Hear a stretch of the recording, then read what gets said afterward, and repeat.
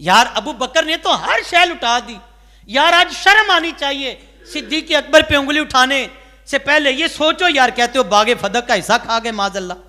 जिसने घर का एक एक कोना टटोला और कहा कि एक सुई भी मेरे घर में बाकी ना रह जाए, वो माजल्ला सैयदा का हक खा सकते हैं? यार बोलो तो सही यार।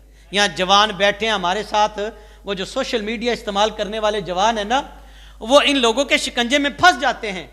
यार जो सिद्दीक अकबर जब हुजूर ने इस्लाम के लिए मांगा तो घर का कोना कोना टटोल के आते हैं और कहते मेरे घर में कोई शय बाकी ना रह जाए, मेरे घर में कोई चीज बाकी जो गुलामों को खरीद कर हुजूर के नाम वक्फ कर देते हैं और आजाद कर देते हैं, वो अबू बकर सिद्दीक कभी सैयदा का हिस्सा खाने की सोच भी सकते हैं?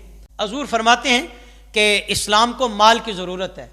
उमर फारूक रदी अल्लाह तआला अन्हु कहते मेरे दिल में ये बात आई कि अबू बकर सिद्दीक हर दफ़ा ही बढ़ जाते हैं, आज मैं सिद्दीक अकबर से बढ़ के नेकी करूँगा, ज़्यादा माल हुजूर की बारगाह में पेश करूँगा।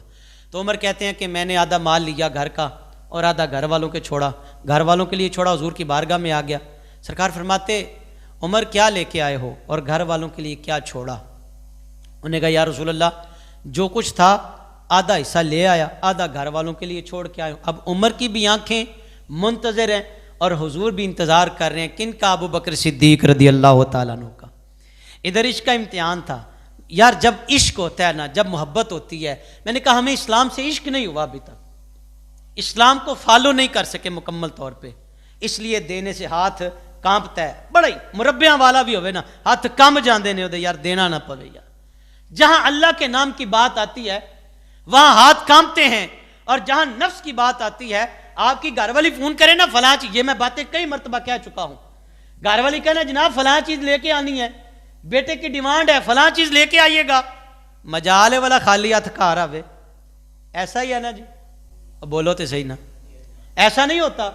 लेकिन जो ही इस्लाम का नाम लिया जाए, क्या वो इस्लाम की, आपके माल की इस्लाम को ज़रूरत है, तो हम एक दूसरे की तरफ देखते हैं, भाई वो उठ जाए, भाई वो उठ जाए। अच्छा कुछ लोगों का ये मिजाज है, वो कहते नहीं हम दिखलावा नहीं करना चाहते। सुने, यहाँ सिद्दीक अकबर की बात है, यहाँ उमर फारूक की बात है, और ऐलान करने वाले खुद रसूलुल्लाह हैं सल्लल्लाहु। अब बात को समझिएगा और गहराई तक उतरने की कोशिश कीजिएगा। उमर ने कहा कि मैं आज इस सिद्दीक से बढ़ जाऊंगा। आप कहते वो दूसरा ही कर ले सारा कुछ। उमर क्या कहते थे कि मैं सिद्दीक से, आप नहीं सुन रहे, इस तरह की बातें आप सुनते ही नहीं हैं।